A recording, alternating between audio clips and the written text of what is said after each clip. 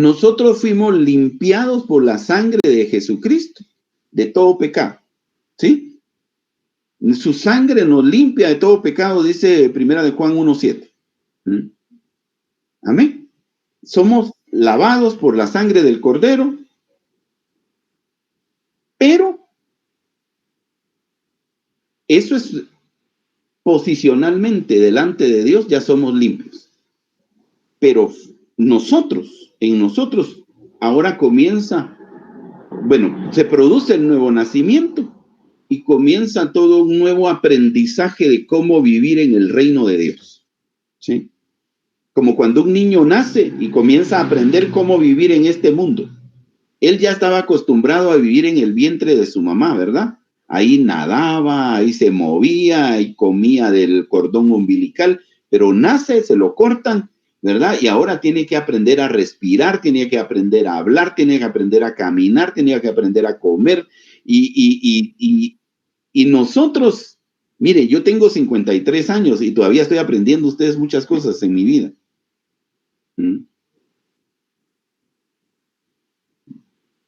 Yo sé que no se me notan los 53, usted pensaba que tenía 60, pero es que no, tengo 53.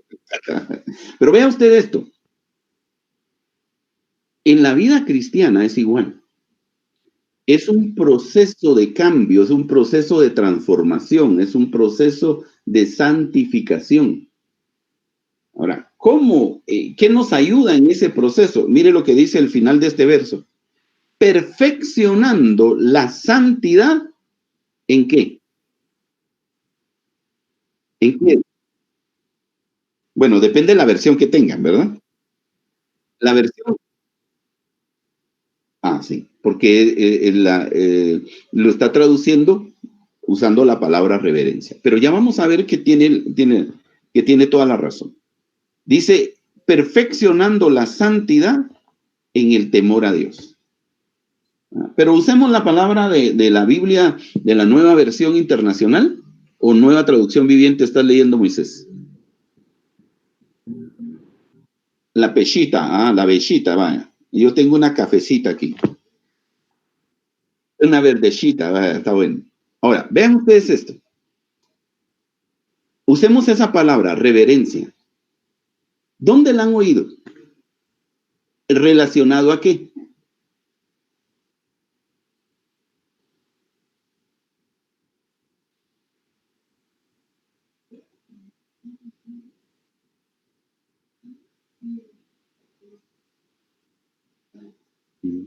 Bueno, pensemos en esto. Pensemos en algo que nosotros podemos considerar como algo santo. Algo que es santo. Pensemos en el templo de tu iglesia, ¿sí? Pueda que el templo de tu iglesia sea así bien terminadito, pueda que sea de láminas o pueda, yo no sé cómo es, ¿verdad? Pero pensemos en el templo. Ok, ¿tú dejarías entrar al templo perros para que se fueran a hacer popó allá adentro? ¿Por qué no? Ahí dice, porque es un lugar santo, es un lugar que merece reverencia, que merece respeto. ¿Sí? ¿Amén?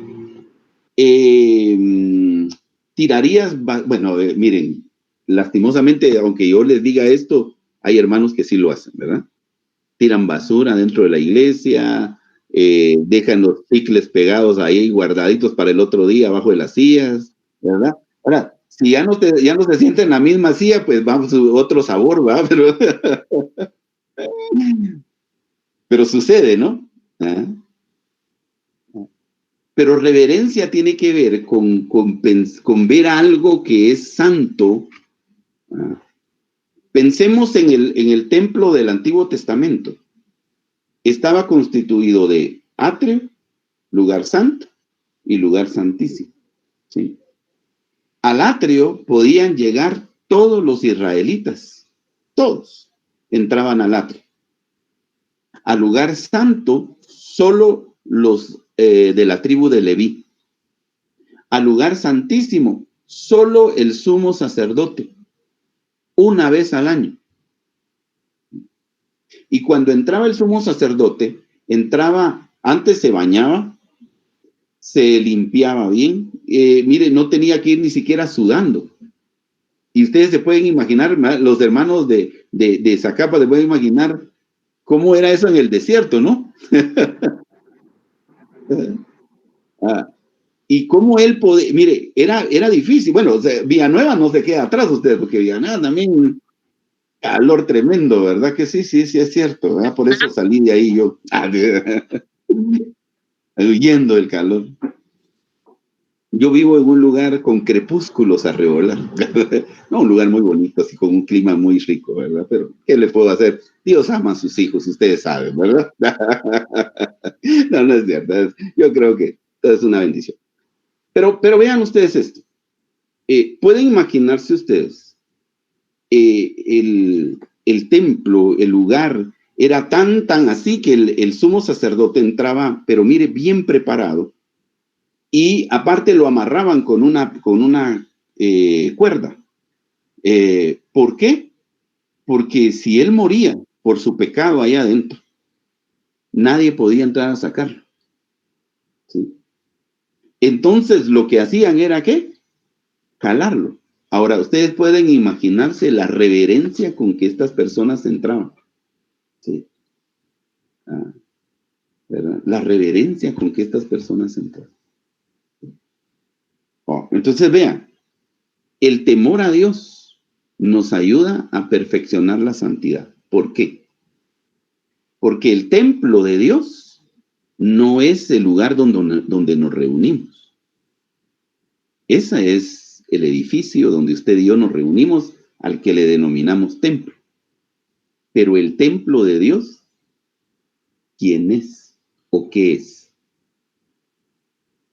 El templo de Dios somos nosotros, ¿sí?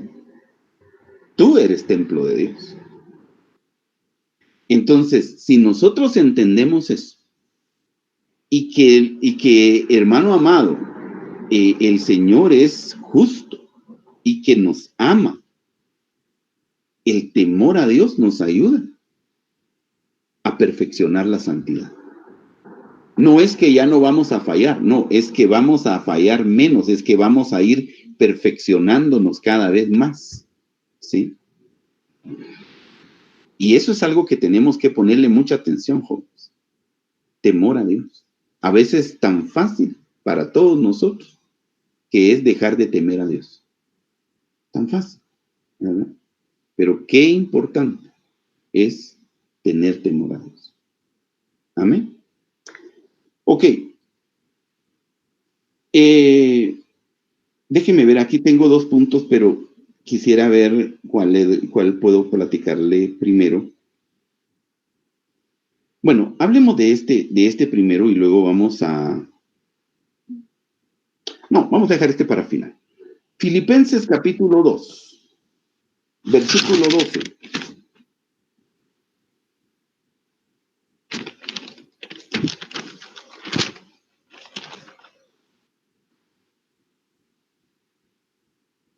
Filipenses 2:12.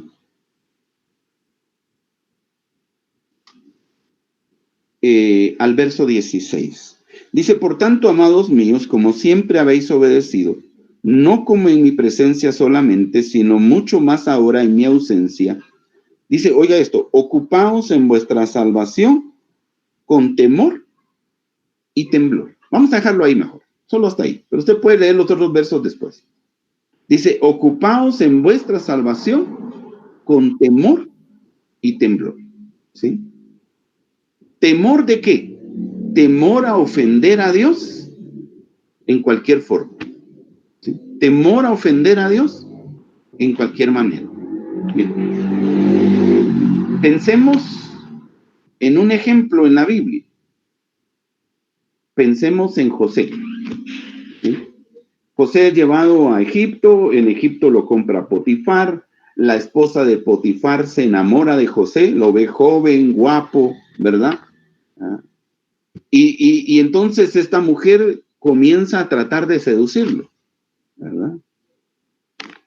Y oiga esto, José le dice, mire señora, no.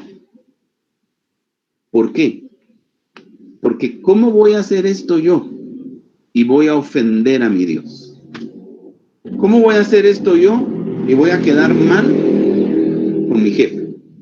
Pero primero, lo primero que le dice es, ¿cómo voy a hacer esto? Y voy a ofender a mi Dios. ¿Qué tenía José? Temor a Dios. ¿Sí? Cualquier otro hubiera dicho, sí, de todas maneras, yo soy esclavo, ya tienes razón. Pero no. Daniel propuso en su corazón no contaminarse. ¿Sí? Entonces vean eso. Temor a Dios. Temor a Dios. Daniel, mire la vida de Daniel. Daniel tendría unos 16, 17 años cuando lo llevan a Babilonia. Estaba lejos de sus padres. Era obligatorio que él hiciera comer de la comida del rey y beber del vino que él le servía. Todos los demás lo estaban haciendo. ¿Sí? Pero Daniel toma una decisión. ¿Por qué? Porque teme a Dios. ¿Sí? Y decide no hacer lo que los demás sí hacen. Mire, algunos cristianos se mantienen bien mientras el pastor está cerca, mientras el líder de jóvenes está cerca. Pero una vez que ya no, entonces comienzan ¿a qué? A desviarse, porque no hay temor de Dios en sus vidas. ¿Sí? Por eso, hermanos, necesitamos el temor a Dios. El temor a Dios es importante. ¿Sí? Temer a ofender a Dios en cualquier manera. ¿Sí? Mire, Primera de Corintios capítulo 2 y versículo 3.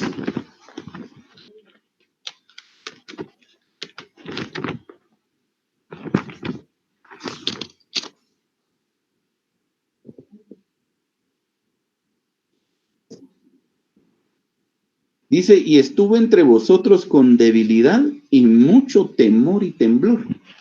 ¿Sí?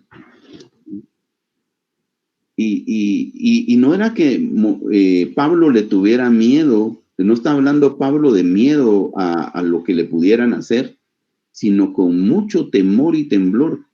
Quiere decir con mucho respeto, mucha reverencia por predicarles el evangelio y no otras cosas. Y es que los corintios eran como todos los griegos, pero los corintios en especial eran muy dados a la filosofía. Ustedes saben que en el tiempo de la Biblia, el ministerio de más caché no era el apostólico, ni el profético. El ministerio de más caché era el del maestro, ¿sí? Porque ellos los griegos principalmente y los judíos también, los griegos estaban acostumbrados a los grandes filósofos y los judíos a los grandes rabís. Entonces, el ser maestro era como que el ministerio mejor visto, ¿verdad? Eso varió con los años. Pero el punto es este, y eso no quiere decir que ese ministerio sea mejor, no hay ministerio mejor, todos son iguales, todos servimos a Dios. Ok, vean esto, pero el punto es este, Pablo está con mucho temor de enseñarles no palabras de sabiduría humana, sino enseñarles el evangelio tal cual él lo recibió. Ese es el temor que Pablo tiene ahí. Y ese es un temor que todos nosotros deberíamos de tener. Que cuando prediquemos la Biblia, no prediquemos lo que a nosotros se nos ocurre, sino que lo que la Biblia dice.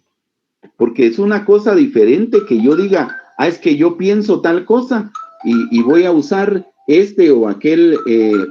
Espérenme un segundito. Hijo,